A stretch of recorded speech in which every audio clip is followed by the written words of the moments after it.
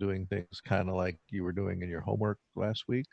And so the way we do that is give you a bunch of puzzles to solve doing bit manipulations. And so I think we have like 22 or 23 puzzles that are out there for you to solve. It's an individual and everything, and the course is online, so obviously it's electronic submission, and you don't really submit anything per se. I ran a script on Schofield last night that created a project one directory in everybody's home directory and stuffed all the files in there that you'll need to do the project. And what you're doing in the project is you're editing, modifying this bits.c file, uh, which contains the skeleton for a bunch of functions, and you're putting the body of the function in there to actually do what it says to make the function do. And so the way you quote submit your work is you copy your bits.c file to a file named your login ID dash bits.c, and then when the date and time for the project to be due comes about, a script will run on Schofield, and it'll go around to everybody's project one directory and grab that file, and that's how things get turned in. So you're working on bits.c, and then every now and then you add something, you get something working in bits.c, you get another function, another puzzle solved. Just go ahead and copy it over into this other file name so that you won't forget. And whatever you have in there, when it comes time for it to be due, will get snatched out of your directory, and that's what'll get graded. So this is just explaining different ways you could copy your bits.c file to a file named your login ID dash bits.c. So like the homework that you were working on, the puzzles that you have here have coding restrictions. And the coding restrictions are, of course, so that you're forced into using the bit level manipulations to achieve stuff. And the bits.c, of course, is just a skeleton of each of these functions that you fill in the code for it. It has to be straight line code for all the integer puzzles. Some of the floating point puzzles may allow you to use some loops, I think. But the integer puzzles are all straight line code, no loops, no conditionals, no if statements. And you're restricted to the following operators. Some of the problems will further restrict the operations that you're allowed, the operators that you're allowed. So you have to read the comments at the beginning of the function that describes what the function is supposed to do to see what the specific restrictions are on that particular function. You can't declare any constants that are bigger than 8 bits. So 255 decimals, the biggest constant you could declare. If you need anything bigger than that, then you have to come up with some way of generating it, other than just declaring it as a constant. So we have all these puzzles. Has a rating depending on how hard it is, and a maximum number of operations that are allowed. And so here's the table for all the functions that you're going to be implementing, 23 of them. 4 is the hardest, 1's the easiest. So you get 4 points for solving puzzle 1. And it says you can use a maximum of 10 operations, 10 these things, right? So if you solve it correctly, it does the correct thing, you get the 4 points. But if you use 10 or fewer operations, you get 2 points. So 2 points for each of these. These are called the performance points. These are the correctness points. So that all adds up to 109, I think, if you add it all up. The IEEE standard, of course, has 8 gazillion different encodings for not a number, and the Intel manuals are not particularly helpful on this in this regard. So our convention is going to be, for the purposes of our project, that if we have to return not a number, we'll always return this exact bit encoding for not a number. And so I've put some helper programs out there for you that you can run. One of them is fshow, and what fshow does for you is it shows you what the if you hand it this number, it'll show you floating point representation, what falls in what place. There's the sign bit, there's the exp field, and there's the fraction field. So it'll help you visualize what is sitting in there for various numbers, and you can give it numbers in hex or decimal. It doesn't care. It'll convert them and show you the representation, and says, oh, this is stored as a normalized number. That means 1 point blah blah blah times 2 to the 121.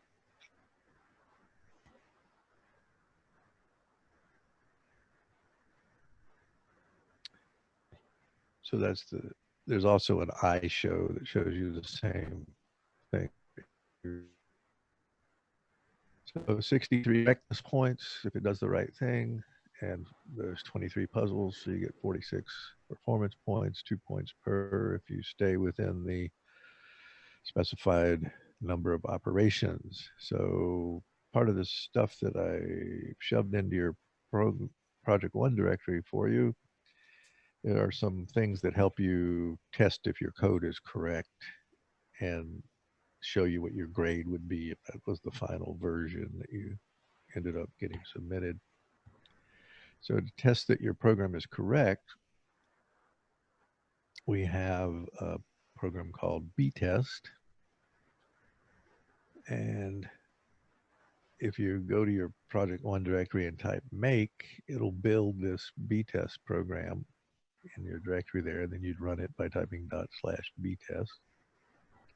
And that'll run a bunch of tests on every one of the functions. Well, maybe you just want to run it on one that you're working on, right? So you could do that by giving it the function name after the parameter f, and it would just test one function. If you want to test your function and just provide certain values for the parameters that get passed into that function, then you can easily do that by putting things after the function name, first parameter, second parameter, third parameter, fourth parameter. So it'll take these and shove them into that function and run your function and show you what you would get with those values. If you do it this way, it'll run like thousands and thousands of tests for different values against your function to see if it's working properly. So when you do that to make the btest thing, the way you do it is you go edit your bits.c file, and then you want to test it to see if it's working right. Well, you have to make the test thing every time you change your bits.c file.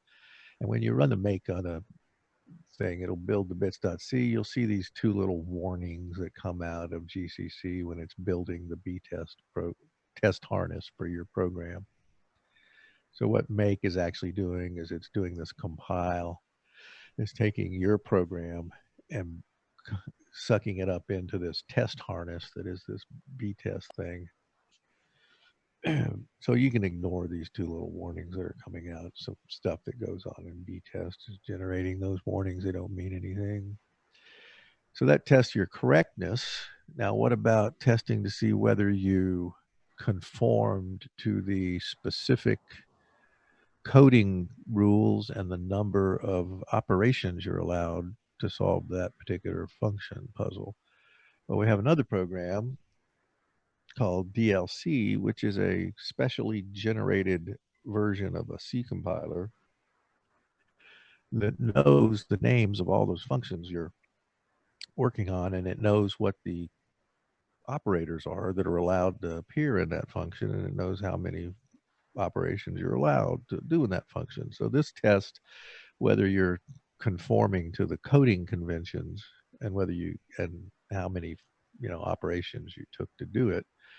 This is wrong. The DLC, I put it out there. It's in your path, and you can just type DLC to get it. It's not in your project one directory. So don't type the dot slash, just type DLC and bits.c, and then it'll make sure your function conforms to the coding conventions, and if it doesn't, it'll tell you. And this is important because if your function doesn't conform to the coding conventions, it won't off for that function. You can't violate the coding conventions. That's essentially inventing a new problem that you're working on, not solving the one we gave you. So you have to work the problems we gave you. You have to use the coding conventions, or you don't get any credit for the thing.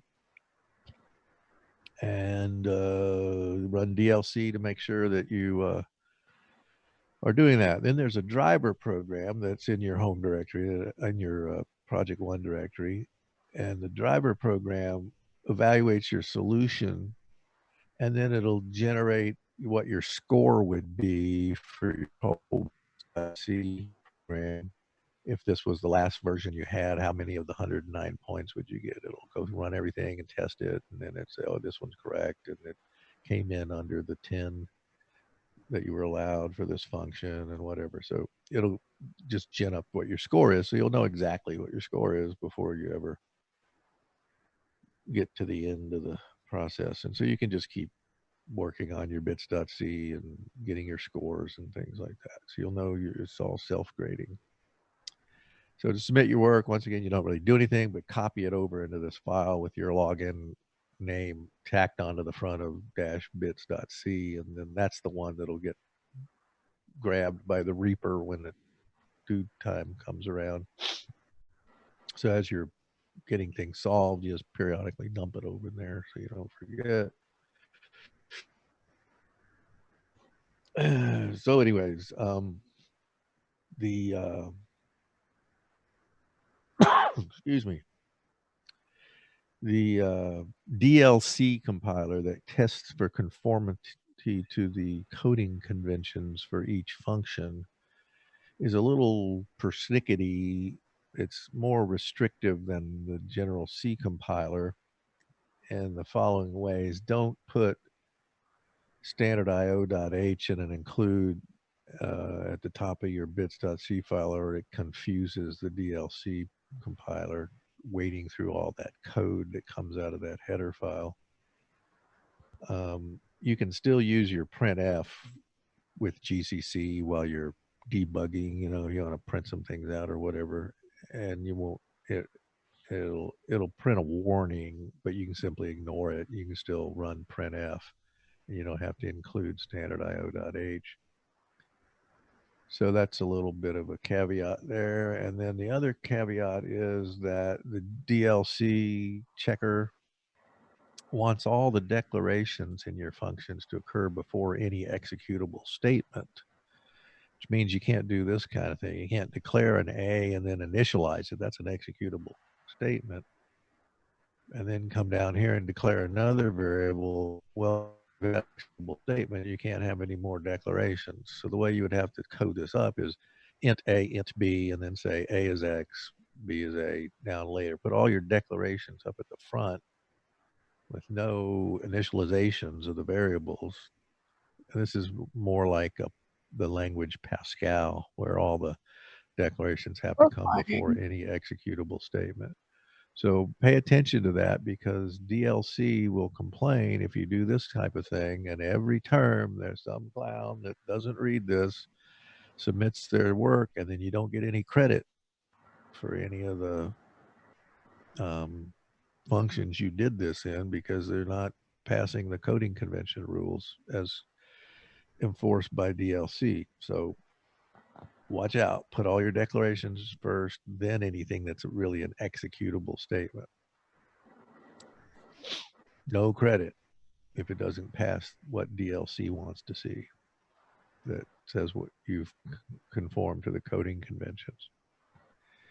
So there's a contest, and when you run the driver program to get your score, you can put the dash U parameter on there and then a nickname, whatever you want to name for the contest. And that will contact a grading server that's running over on Schofield right now, and it'll test all your code, and then it'll send your score and your nickname over to the grading server. And your score will show up in a scoreboard that's a generated HTML file that's updated every 30 seconds from whatever all the currently submitted scores are. So you anonymize yourself with this nickname. And the way you see the scoreboard is you have to go to this URL. And since that port 24701 wouldn't get through the firewall at the edge of the university, you'd have to run the browser that you're pointing at this URL from a machine within the computer science department. Well, that means you'd be pumping all that X Windows junk back down, to render a browser on your local machine. That would be could take quite a while to draw that. So the quickest way to see the scoreboard is to run Emacs on any of the computer science department machines, and then use Emacs to show you the scoreboard, because Emacs can behave like a browser. They can do everything, right? So we'll show you how to do that right now. If you popped open Emacs, this is the scoreboard that you would see eventually, but I'll show you how to get it. You know how to do the menus, right? In Emacs, you hit the escape key, and then you hit the key below the escape key, the little backward tick, right? And you get the menu, which is the same thing that's all this crap in the menu here, only it doesn't have to draw a picture for you, right? So I want to pick T for tools. And then within tools, I want to pick B for browse the web. And then it wants to know, well, what URL do you want to go to? So what you should type in is Schofield : which is the port number you need to go to, 24701. And when you do, it'll show you scoreboard. This is like using Emacs as a browser essentially here, right? But that'll be a lot quicker than watching some full-blown heavyweight browser program running on a computer up in the lab somewhere, try to pump all the pictures that it's drawing back at you across the X connection.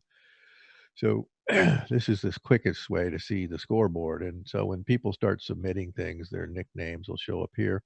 And the way the game works is this is the baseline number of operations, and you're trying to come up with a solution for each of your puzzles that takes that many or less operations. And so if you match everything and have at least one that's less, then you win the contest, right? And so it'll just be a scoreboard here as people are working on their things, and you can see which ones people have solved and how many operations they were able to do it in, and then whether anybody is a winner yet. So that's the scoreboard for the contest that goes with the first project. And you get that entry populated by doing the driver dash U thing to update the scoreboard with your nickname. Okay. So any questions about the project one?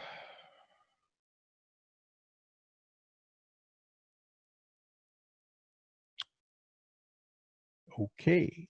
So your your lab this week is getting going on this project and solving at least one of the puzzles, hopefully during the lab session, and getting help from your TA about how to use these tools to help you B-test, DLC, F-show, I-show, all these things to help you solve the puzzles that are in the bits.c file. Any questions about the project, how to do the first project?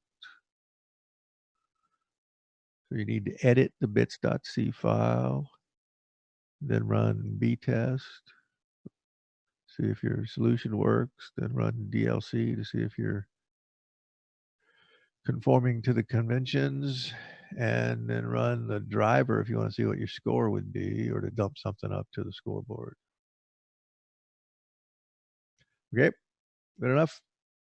All right, so get going on that today. You got 2 weeks to do it. There's 23 of them, I think, and some of them are hard. The ones that are hard are the fours, right?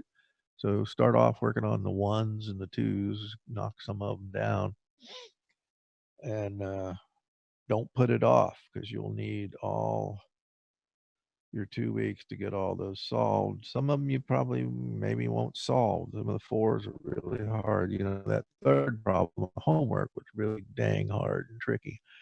So there, some of the puzzles are hard. Some of them are easy. So don't wait, or you won't have a prayer of getting them solved. So back to the material. Floating point representation on the computer. We were looking at a make-believe computer with 8 whole whopping bits to store its floating point numbers in, but the same style representation, 754 representation with a sign bit, the EXP field, and the fraction bit, using the exact same conventions. And so it's got 4 bits for the exponent. So the bias would be what? 2 to the 3, which is 8, minus 1, which is 7. So the bias is 7. Everybody okay with that concept? And then the fractional bits got 3 bits left over for that. And so we look at what kind of things could you represent on this little silly 8-bit representation for a floating point number. Well, there's your sign bit. And then zeros means what? It means it's denormalized. And when you have denormalized, the way you interpret the meaning of the EXP field in terms of what is the actual E, the exponent of 2, is it's minus the bias plus 1. The bias is 7, so minus 7 plus 1 is minus 6. So for every denormalized number, they all have the same E value of 2 to the minus 6. Smallest thing you could put in there is zeros. The next thing you could put was a 1. So what is this increment? Well, this is a half, a fourth, an eighth. So that's 1/8, but it's times 2 to the minus 6. So 1/8 times 1/64 is, this number represents 1/512.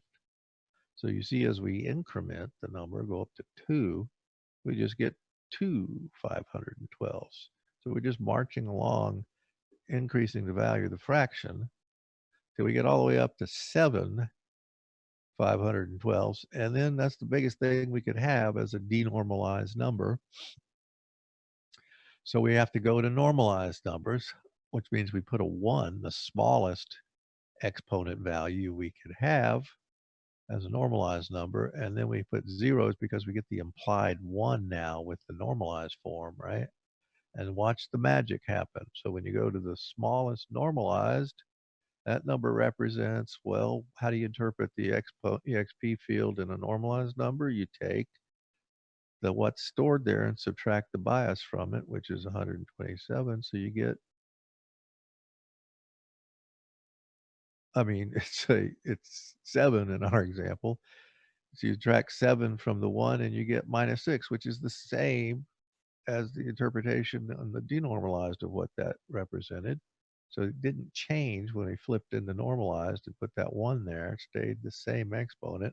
And now we got the implied 1. So we magically get 8/8, which is the next value.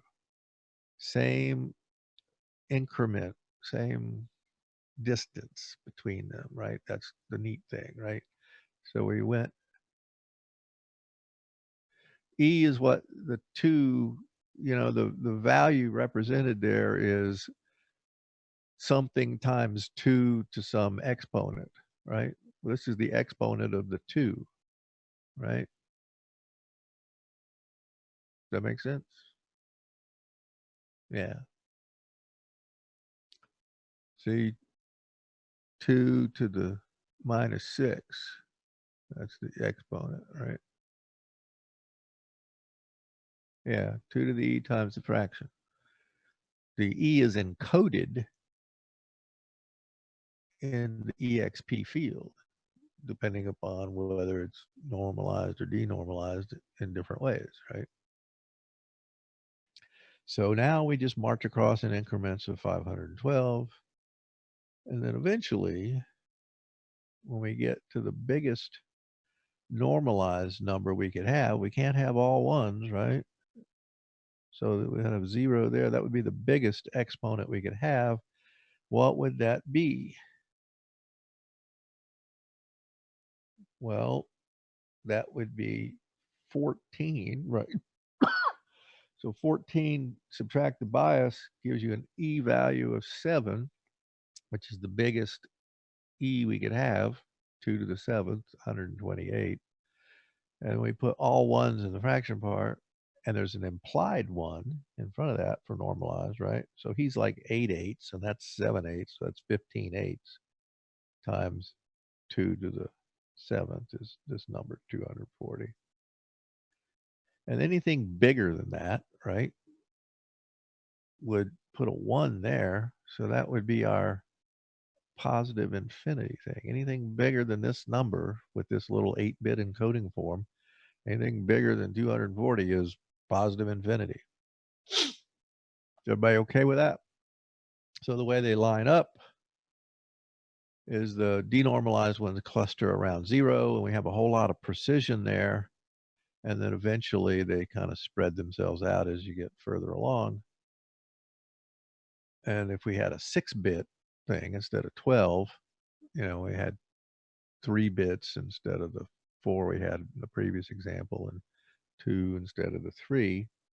We could encode even fewer things, right? But it would behave the same way. We'd get these denormalized guys, in this case, a whopping 7 of them, that lived right around plus and minus 0, the sign bit, right? And then they'd have the same increment going across, right? And then eventually they'd kind of spread themselves out. So that's the way our floating point works on the computer.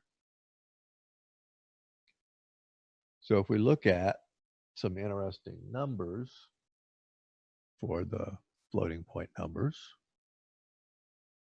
0, well, he's a denormalized guy. So he's all zeros in the exponent, and he's all zeros in the fractional part, which works out really good because he's all zeros everywhere, right? Which means that the number 0 is encoded with all 0 bits, which is nice. The smallest possible denormalized number I could have, well, I've got 32-bit representations and 64-bit representations, depending on whether I got a float or a double, right? And so what they're showing you here is, suppose I had the smallest positive, that's the sign bit is 0, smallest positive denormalized. I'm going to get zeros in there. And in my 32-bit representation, how wide is the EXP field? It's 8 bits wide. So the bias is what? 2 to the 7th minus 1, which is 127, right? So my bias is 127. So my denormalized exponent value E is minus the bias plus 1, which gives me minus 126 as the exponent for all denormalized numbers in the 32-bit representation. The smallest fraction I could have, I got 23 bits here, right? And there's no implied 1 in the denormalized form. So that thing is 2 to the minus 23, right? My exponent is giving me 2 to the minus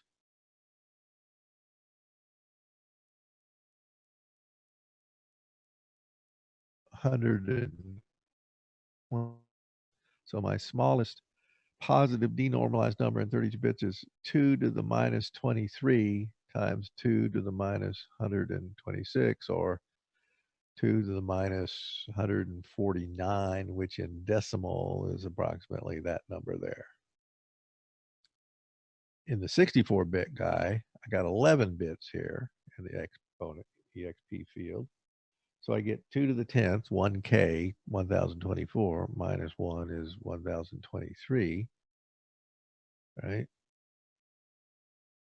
So I get in the bias is 1023. The bias for denormalized is minus the bias, the E value is minus the bias plus 1, which gives me 1022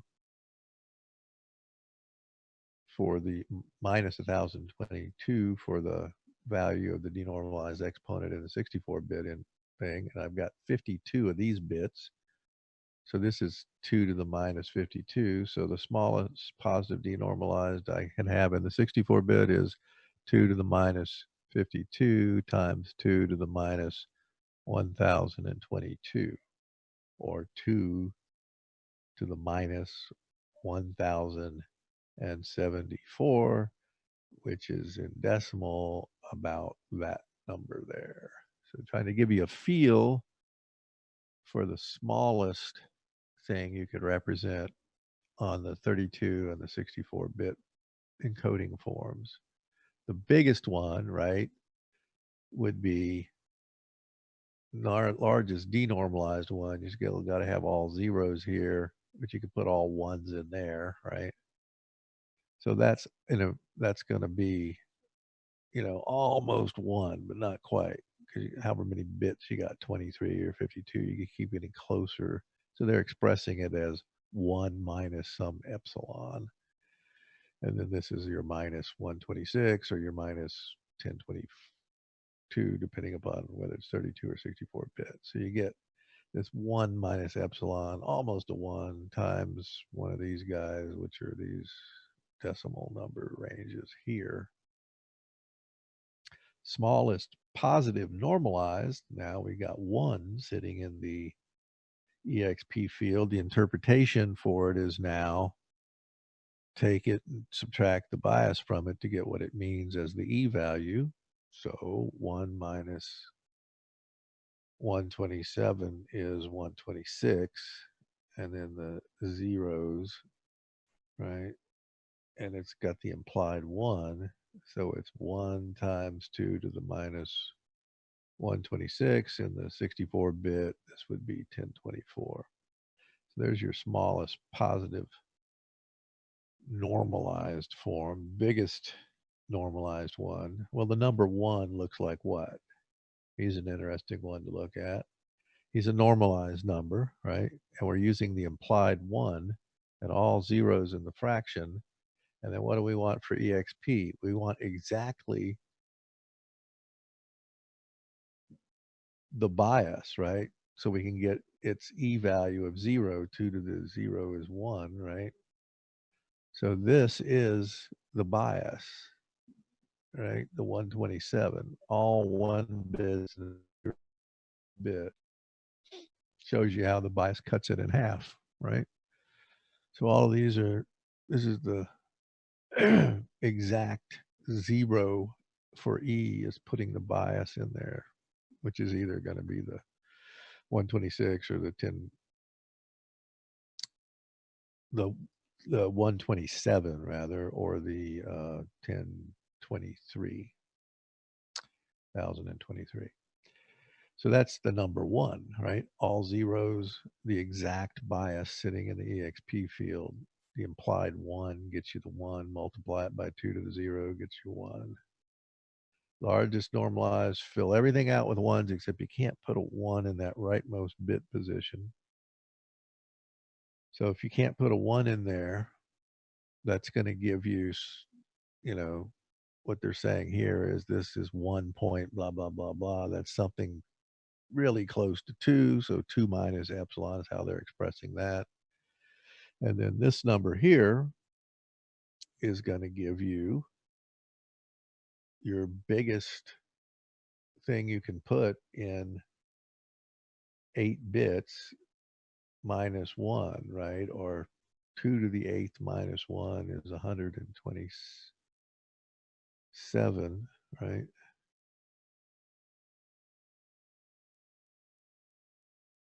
Yeah. So that is your 254. If you had a 1 there, that'd be 255. So if you that's 254, you subtract 127 from it, you get 127. So the biggest E value we can have is 127. In the 11-bit form, it would be 1K minus 1, which is that guy. So something real close to 2 times 2 to the 127 or 2 to the 124. So something just slightly less than 2 to the 128 or 2 to the 124, which is these things in decimal. Any questions about these numbers and why they're the smallest and largest? Normalize, denormalize, what 1 looks like, what 0 looks like. See how floating point numbers are stored in the computer, right? So now, nice mathematical properties that we wanted it to have. 0 floating point is the same thing as 0. It looks all 0 bits. And you can almost sort these things, if you ignore the sign bit, in their floating point representations, and they'll sort by their true values if you just sort it as a big thing, meaning a big magnitude sitting there like you normally would sort something. So that works out really cool.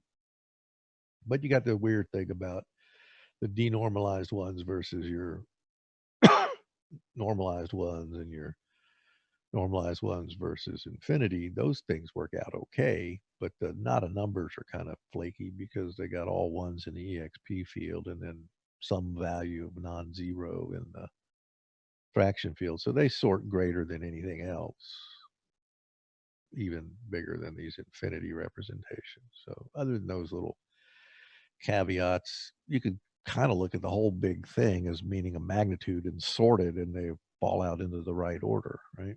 Which is kind of a neat property. Okay, so now we want to look at what do we do when we add and subtract floating point numbers on the computer and multiply? What kind of considerations come up? Well, we're going to have overflows that could happen, and we're going to have rounding considerations to deal with. So we have to review the basic idea for rounding is, well, if we had whatever precision we needed, we'd get the real number and then we'd round that and cram it into however many bits we actually have, right? So it's kind of like if you could imagine computing the correct result and then shoving it into the number of bits you have. Well, maybe it won't fit because you overflow the exponent field, right? That could happen. And maybe, when you put it in there, you got to do some rounding into the fractional part. So we want to look at how these things behave, which means we need to review the concept of rounding. Go back to whenever it was in the 5th grade or whatever it is, of rounding. And some stuff they didn't tell you about rounding, probably. Well, it comes in 4 different flavors. And in fact, on the actual processor, on the computer, it has 3 different rounding modes you can flip the CPU into, and it'll behave differently. Of course, in order to do that, you'd have to be in assembly language. There's the way to do it from a high-level language. And we don't really typically mess with it because we like the one that's the default for most everything. The default is going to be this round to nearest even thing. So we need to figure out, well, how do these rounding schemes work? Round towards 0, one way you could round things. We just taken dollars and cents here to motivate the example in decimal. If you round it towards 0, you just lop off the cents, right? Lop off the cents, lop off the cents, and lop off the cents. When you had a negative, you owe me $1.50, right? And a round towards 0, okay, you give me $1, right? So that's round towards 0. Round down to negative infinity, Well, for the positive ones, it looks the same. You get rid of the cents. But for the negative one, the minus 150 now only $2. So that's like the way they do your credit card interest, right? So the round to negative infinity would say that becomes a 2. You're going in the negative infinity direction, not back up towards 0. Round to positive infinity, well, that would mean I would all of a sudden have $2 if I had a buck 40. It's going up, right? Going to $2, going to $2, going to $3, and now the minus 150 goes up to minus $1, right? So for the negatives, it behaves like round towards 0, but doesn't behave that way for the positives. Now the next one is a thing called round to nearest even. And so for the purpose of the example, we're rounding to the nearest dollar here is what we're rounding to. So it behaves kind of like round towards 0 or round down to negative infinity for these positive values, except the following. For everything that's below 50 cents, I'm going to round it down to $1. If it's above 50 cents, I'm going to round it up to $2. That's the way you normally think about rounding into that position, the dollars position, right? Now, what about when it straddles the fence and it's exactly halfway? Well, if I look at rounding up and what I round into produces an even number, I'm going to do it. That's the round to nearest even, right? So for 250, if I rounded that is exactly halfway. If I rounded that up into the 2, I'd get a 3, so I don't do it. See how round to even works? And why are we doing round to even? Well, because it equally distributes the ones that are straddling the fence halfway, exactly halfway, evenly between the odds and the evens, right? So half the time it does, half the time it doesn't. So we like that property, right? That we get this nice, smooth, uniform distribution across all the rounding for the ones that exactly straddle the fence. So what about these guys? Suppose instead of rounding to the dollar position, we want to round to the hundredth position, right? So this 49999 is less than half, less than 5, right? So I round it down to 123. This is bigger than a half, right? 50001 is bigger, so I'd round it to 4 there. This one is exactly straddling the fence. So if I'm rounding into this hundredths position, the 3, right? That would make it go even, so I round it up. This one is exactly halfway, but if I round it up into the 4 there, I get a 5, which is odd, so I don't do it. So the halfway rounded up, and it made that thing become even. The halfway rounded down didn't do the round, increment it, when it would make that go odd. So though both those values would round to 1.24, and that's the kind of what we want, right? We want it to equally distribute the rounding half the time one way, half the time the other when it exactly straddles the fence there. So any questions about round to even? So let's look at it in binary, see what the heck goes on in binary. Well, even in binary means the 0 bit. Odd means the 1 bit. I got 2 cases. So we wanted to round to the nearest fourth, just like in the previous example, the second decimal place, or binary place in this case. This one is less than 1 in this third position, so I'd round that down, right? This one is bigger than having a 1 there, got 1 plus some stuff. So I'd round that one up into that position. This one is exactly straddling the fence, right? And if I round it up, I get a 0 there, which is even. So I do it. Well, I got 1 that goes there. That's 1 and 1 gets me 0. Carry the 1. 1 and 1 gets me 0. Carry the 1. So that sucker rounds up into 1, 1, rounds up into 3 if I'm rounding to the second place to the right of the binary point.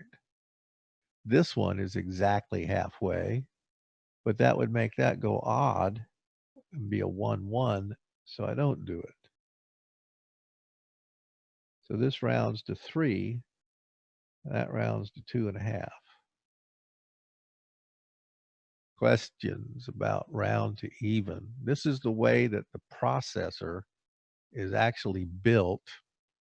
You remember that crazy Intel 80-bit extended precision thing we mentioned briefly?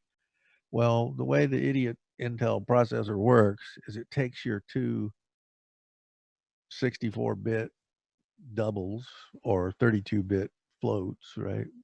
It does the arithmetic operation, addition, subtraction, multiplication, division, whatever it is you're doing in the circuitry of the floating point circuitry in the 80-bit internal extended precision. Then it takes the result and it shoves it into the 32 or the 64 bits when it puts the result into a register.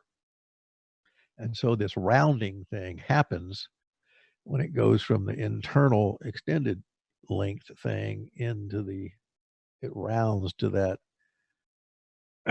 position at the 23rd position to the right of the binary point in single precision and at the 52nd position to the right of the binary point in double precision, right?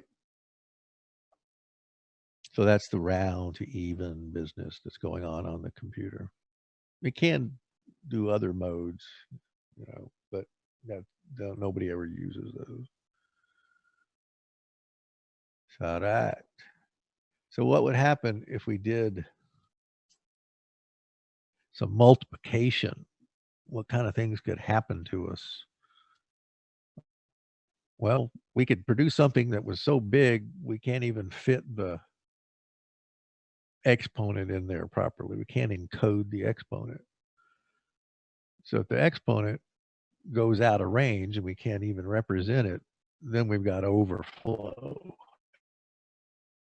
bit in the code word, the condition bits, just like when we did integer or two's complement overflow, would get lit up and we could tell that we had overflow. But assuming that the number we produced has an exponent that actually could be encoded in the exp field, then we do we go to take the fractional stuff and we do the round to even on the fractional result. Rounding to even may, as you've seen in the previous example up here, ripple all the way across and cause us to have to modify what the exponent is now, right? So after the rounding happens, it's possible that we could overflow E out of range by result of having done the rounding. So there's another that could get you there, right? Okay.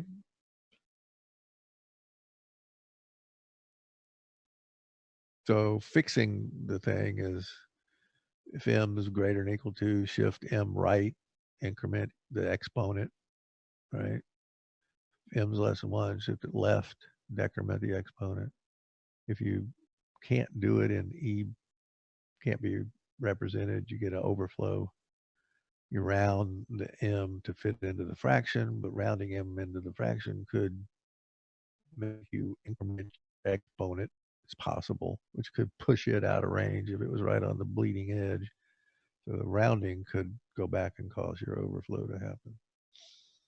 How is K determined in that? Can't hear you. Oh, how did they determine K for the second bullet point under fixing shift M left K positions? How do they determine K? Well, it would be whatever you would need to do to get it into the form where it looked like one position to the left of the binary point and everything else to the right, right? You're putting it into that normalized form. Does that make sense? Gotcha. Yeah. Yeah. You know, just like if you're thinking in terms of decimal and two numbers written in scientific notation, 3.14 times something, 2.17 times something, and you do some multiplication and you get the result, which is going to be, you know, 6 or 7 point whatever it is. What if you got something that was 15 point something? Oh, well, then you'd move that point over to the left one position and increment the exponent, right? So it's the same thing. You're shifting it around to get it into the normalized form with one thing to the left of the point and modifying the E appropriately. Did that help? Yeah, that was a really good explanation. Thank you. So, what about this craziness? Does it make sense? Round to even makes sense. So, for your lab, we'll be getting going on the project. Now, don't put this off or you won't ever get anywhere near finishing it. You got 23 of these suckers to figure out. The fours are really hard. The threes are less hard. The twos are okay. And the ones should be relatively simple. So I'd go in and start on some of these ones and see if I could solve those just to get going, right? And then maybe start picking off some twos. But start working on it because you'll need your full 2 weeks to get to where you've got some time left over to work on some of these really hard ones. Okay? So get after it today. Any questions about this stuff before we go? Office hours today are 2 to 3. If I don't see you there, I'll see you Wednesday. And for those of you who have labs today and tomorrow, good luck in the lab. Get rolling on your projects. Okay. Got a homework due Friday. Don't forget, we got different wheels doubling up. We got a homework set due Friday, this Friday as well. Any questions? All right. Get after it. See you later. Adios.